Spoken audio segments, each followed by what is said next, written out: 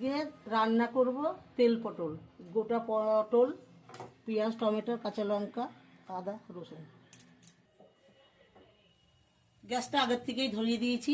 তেলটা দিয়ে দিচ্ছি, পটলগুলো আমি লাল লাল করে ভেজে নেব। পটলের মধ্যে নুন দেবো, একটু হলুদ দেবো। পটলটা লাল লাল ভাজা হয়ে গেছে, পটল আমি তুলে নিচ্ছি। পেঁয়াজ দিচ্ছি, পেঁয়াজটা লাল লাল করে নিরামিষ খাবো। ধনের গুঁড়ো,